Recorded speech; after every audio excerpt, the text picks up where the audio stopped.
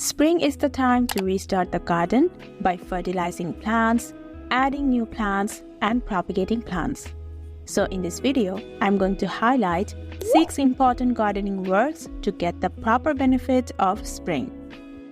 Number 1. After the dormancy of the winter season, pruning or chopping off the overgrown plants encourages new shoots. Pruning is done based on the plant type, size, and age of the plant. Some plants prefer to cut back all the way down around 3 to 6 inches from the ground, such as lavender and hellebores, whereas most of the flowering plants and fruiting plants bloom on the new shoots that arrived from the old branches.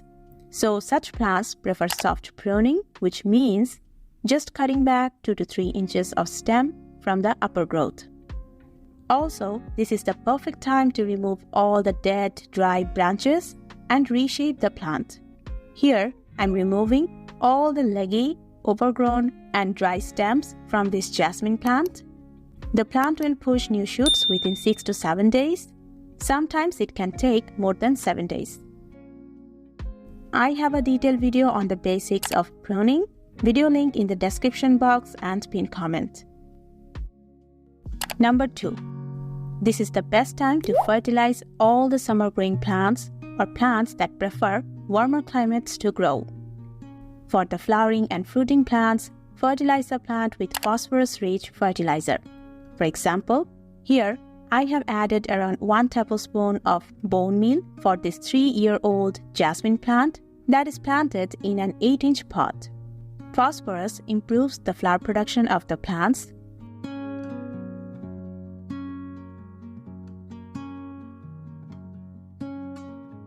Use nitrogen-rich fertilizer for foliage plants such as tropical arrowheads, erica palms, pothos, philodendrons, etc. Number 3. Spring is the perfect weather to start plants from seeds and bulbs.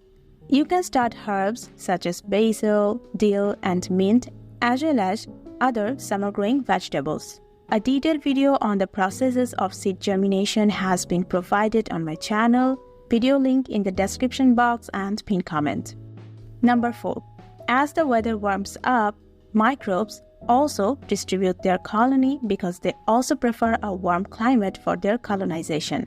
Spring also increases pest infestation, such as mealybug, aphid, and whiteflies infestation. You can use neem oil once every 15 days. Add 1 teaspoon of neem oil